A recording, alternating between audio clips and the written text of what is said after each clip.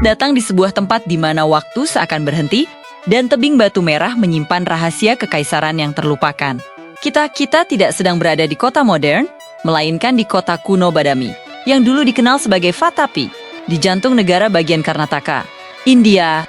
Di sinilah arsitektur mencapai salah satu puncaknya yang paling ambisius dan menakjubkan, kuil Gua Badami. Bayangkan, sebuah mahakarya yang tidak dibangun ke atas, tetapi dipahat langsung ke dalam perut gunung. Mereka tidak menumpuk batu, melainkan mengikis, memotong, dan membentuk tebing batu pasir yang keras menjadi ruang-ruang suci yang megah. Inilah warisan luar biasa dari Kekaisaran Chalukya, sebuah dinasti yang berkuasa antara abad ke-6 hingga ke-8 Masehi. Mereka mengambil tebing curam yang menghadap langsung ke perairan tenang, Waduk Agastya yang indah dan mengubahnya menjadi 4 kuil gua yang spektakuler. Sebuah monumen abadi bagi seni, keyakinan, dan toleransi. Keempat gua ini adalah saksi bisu dari sebuah era keemasan, di mana seni pahat bukan hanya sekadar dekorasi, tetapi juga narasi dan doa. Kompleks ini unik karena setiap gua didedikasikan untuk keyakinan yang berbeda, namun berdiri berdampingan dalam harmoni. Mari kita mulai perjalanan kita, menaiki anak tangga batu dan masuk ke dalam mahakarya yang telah bertahan selama lebih dari 1.400 tahun. Perhentian pertama kita adalah Gua 1, yang didedikasikan untuk Dewa Siwa. Begitu kita melangkahkan kaki ke dalam aula yang ditopang oleh pilar-pilar kokoh, mata kita akan langsung tertuju pada salah satu ukiran paling ikonik dan dinamis di seluruh kompleks. Di dinding sebelah kanan, terukir Dewa Siwa sebagai Nataraja, sang penari kosmik. Apa yang membuat Nataraja di Badami ini begitu istimewa? Dia digambarkan dengan 18 lengan. Ini adalah penggambaran yang sangat langka. Masing-masing lengan memegang pose tarian yang berbeda, seolah-olah membekukan sebuah gerakan dalam waktu. Setiap detailnya adalah representasi visual dari ritme penciptaan, pemeliharaan, dan kehancuran alam semesta. Ini adalah energi murni yang diubah menjadi batu, tapi bukan hanya Nataraja. Di sekeliling kita, dinding gua ini bercerita. Kita bisa melihat ukiran Ardanarishvara, perwujudan gabungan Siwa dan istrinya, Parwati. Dalam satu tubuh yang sama, simbol keseimbangan antara energi maskulin dan feminin. Ada juga relief Harihara, gabungan antara Siwa dan Wisnu, menunjukkan semangat inklusif dan sintesis teologisis pada masa itu. Pilar-pilarnya dihiasi dengan ukiran Paragana, pengikut Siwa yang ceria dan jenaka, menambah kehidupan dan karakter pada ruang sakral ini. Dari sini, kita sudah bisa merasakan betapa canggihnya pemahaman seni dan teologi para seniman Chalukya. Sekarang, mari kita lanjutkan perjalanan kita menaiki beberapa anak tangga lagi, menuju Gua 2 dan Gua ketiga. Di sini, fokus pemujaan beralih ke Dewa Wisnu, Gua 2. Meskipun lebih kecil, menampilkan relief-relief yang tak kalah mengagumkan. Kita bisa melihat Wisnu dalam wujud Trivikrama. Dengan satu kaki terangkat tinggi, mengambil langkah kosmik untuk menaklukkan 3 dunia. Relief lain yang menonjol adalah Varaha, inkarnasi Wisnu sebagai babi hutan raksasa, yang dengan gagah berani mengangkat Dewi Bumi, Budevi, dari lautan kekacauan. Detail ukiran di langit-langitnya juga luar biasa, menampilkan pola-pola rumit dan simbol-simbol keberuntungan. Namun, Gua 3 adalah bintang utamanya. Ini adalah gua terbesar, termegah, dan bisa dibilang yang paling mengesankan di seluruh kompleks. Dibangun pada tahun 578 Masehi oleh Raja Mangalesia, gua ini adalah puncak pencapaian arsitektur Chalukya. Begitu masuk, kita akan merasa kecil di hadapan relief-relief raksasa yang mendominasi dindingnya. Ukiran Trivikrama di sini bahkan lebih kolosal, menunjukkan kekuatan dan skala kosmik dewa.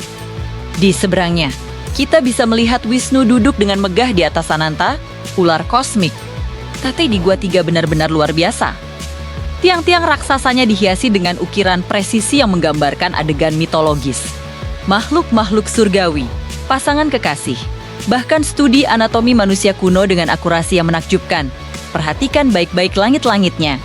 Beberapa lukisan dinding kuno dari abad ke-6 masih bisa terlihat samar-samar, memberikan kita gambaran sekilas tentang betapa berwarna-warninya gua ini pada masa jayanya. Berdiri di tengah aula pilar ini, dengan pemandangan Waduk Agastya yang membentang di depan, kita bisa membayangkan kemegahan upacara keagamaan yang pernah diadakan di sini berabad-abad yang lalu. Setelah tegam dengan kemegahan gua-gua Hindu, perjalanan kita membawa kita ke sebuah kejutan yang indah di gua keempat, dibangun paling akhir. Sekitar abad ke-7, gua ini sepenuhnya didedikasikan untuk Jainisme. Kehadiran gua Jain di samping gua-gua pemujaan Siwa dan Wisnu dalam satu kompleks yang harmonis adalah bukti nyata betapa kuatnya nilai toleransi beragama di bawah pemerintahan Chalukya. Ini adalah pesan yang sangat kuat yang dipahat di batu, sebuah pelajaran sejarah yang masih relevan hingga hari ini. Di dalam Gua 4, suasananya terasa lebih tenang dan meditatif. Ukiran utamanya adalah Tirthankara Parshivanatha, yang digambarkan berdiri tegak dalam posisi meditasi, dilindungi oleh tudung ular kobra berkepala 5 yang megah. Di sisi lain, kita melihat patung Bahubali yang juga sedang bermeditasi, dengan sulur tanaman merambat di sekitar kakinya, simbol pertapaannya yang mendalam. Ada juga ukiran Mahavira, pendiri Jainisme, yang duduk di singgasana singa. Detail ornamen dan pilar-pilar yang dipahat indah di gua ini menunjukkan bahwa para seniman Chalukya memberikan tingkat keahlian dan perhatian yang sama. Terlepas dari keyakinan yang mereka wakili, kuil Gua Badami bukan hanya tentang tempat yang indah. Ini adalah tentang lahirnya sebuah gaya arsitektur yang revolusioner.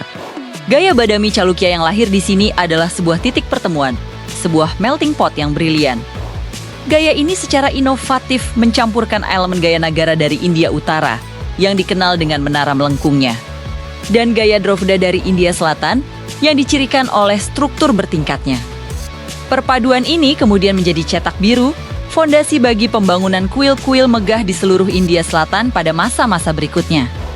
Situs-situs seperti Patadakal dan Aihole di dekatnya adalah kelanjutan dari eksperimen arsitektur yang dimulai di sini. Di Badami, coba kita renungkan sejenak betapa luar biasa tingkat ketelitian dan perencanaan yang diperlukan untuk memahat detail-detail halus seperti ini. Ini bukan memahat balok batu yang bisa dipindahkan jika terjadi kesalahan.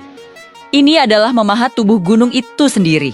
Satu kesalahan kecil bisa merusak seluruh bagian. Permukaan batu pasir merah juga memberikan nuansa magis yang unik. Saat matahari terbit atau terbenam, cahayanya memandikan tebing ini dengan warna keemasan dan merah menyala, menciptakan pemandangan yang benar-benar sinematik dan tak terlupakan. Saat ini, kuil Gua Badami bersama dengan situs Chalukya lainnya di Aihole dan Patadakal sedang dalam proses pengajuan untuk mendapatkan status sebagai situs warisan dunia UNESCO.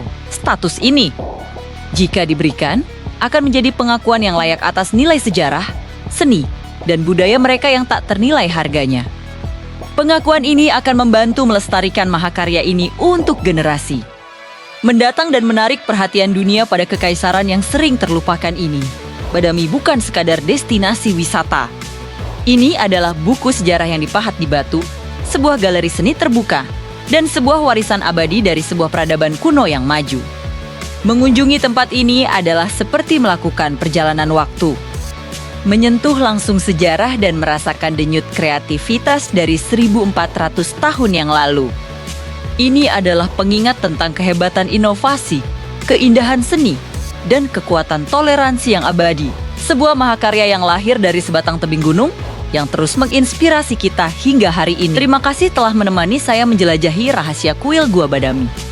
Jika kalian menyukai perjalanan ini, jangan lupa untuk like, komen, dan subscribe agar tidak ketinggalan petualangan sejarah lainnya. Sampai jumpa di video berikutnya.